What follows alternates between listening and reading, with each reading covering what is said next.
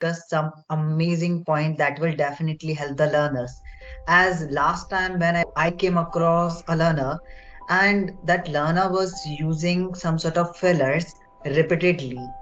Apart from that, when for IELTS preparation, so there also most of the learners were asking the same question that I'm habitual of using these kind of words are coming into my speaking repeatedly. So what I can do? Quite common problem. What do you think? Yes, definitely, Vikram. Fillers. The very word actually, it is quite common to almost every speaker, I think. Because when we are not getting the adequate word, we are almost using, this kind of fillers. It's a kind of habit most of the times. And we often think that when we are using fillers, the other person will not notice that. They will be like, okay, it's a regular amount of speech, or they are just speaking normally. But it's not like that. In big examinations, I think you are also aware about it. That the interviewers, they are always checking whether you are using fillers or not, how much fillers you are using, right? How randomly you are using. So all these things are quite important. And as I said before, there are many things, many issues which people actually are facing in this English language and they are overlooking it. We are overlooking it, but they are very important.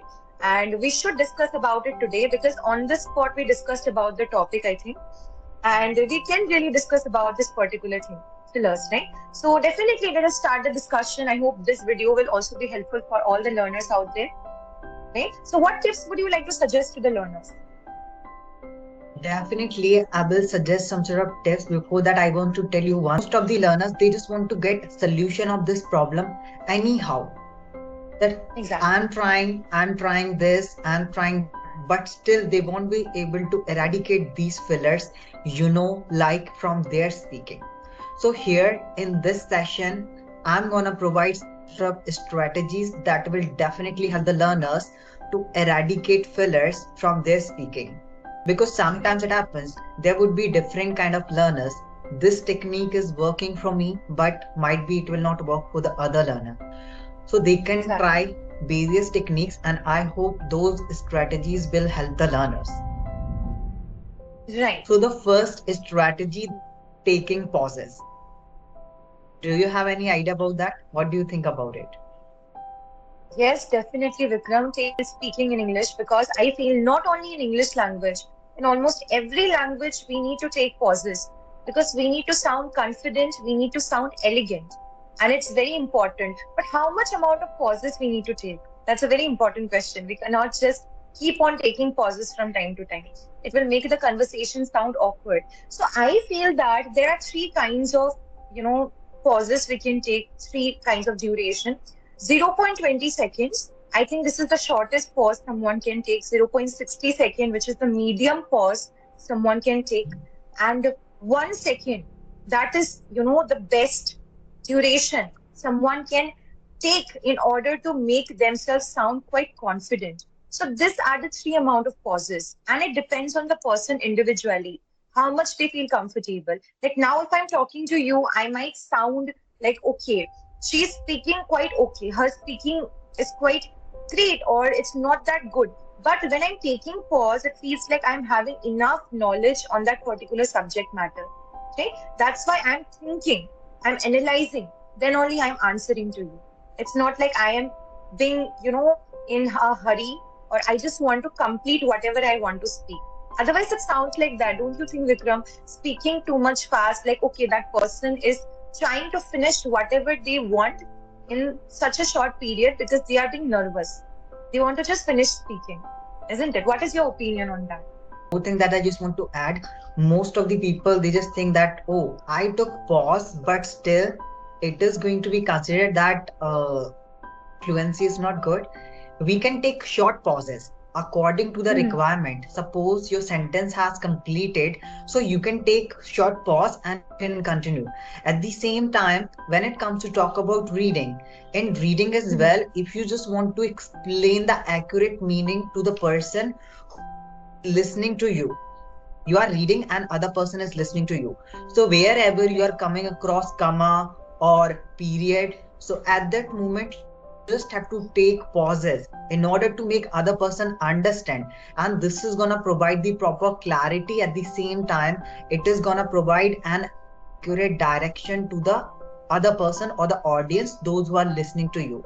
So in that certain situation, I can say that taking pauses are quite crucial in order to define an accurate meaning. Long pauses are not good. If you are taking long pauses for just 6 to 7 seconds and again you are continuing speaking, so that's not good. You Right. can take short pauses according to the requirement. That's what I just wanted to include here. Apart Absolutely. from that, from my side, I would like to add one more thing here. Rather than speaking in a fast pace, if we are going to speak in a slow manner, so this is gonna allow you to make ourselves comfortable.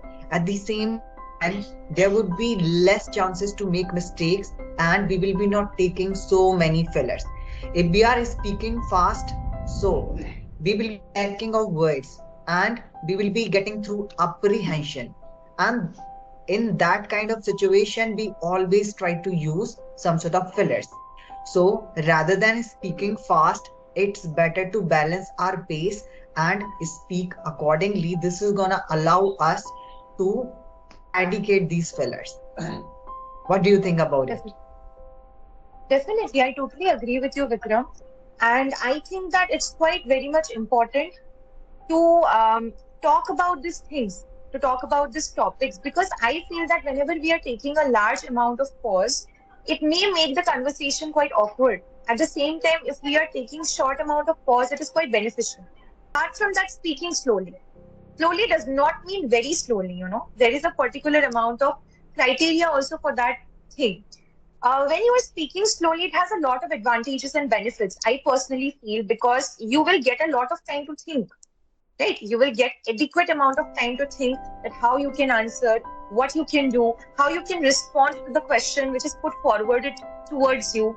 And it will also allow you to make yourself look like an elegant person, because you are speaking quite slowly, you are thinking quite critically, and then you are answering the question.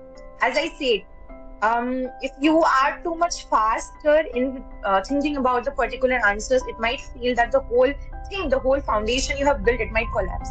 So that's why it is very important to take larger pauses. It is also important to speak slowly, and it also feels that everything is quite well articulated, right? So it gives a very good Yes. impression, actually.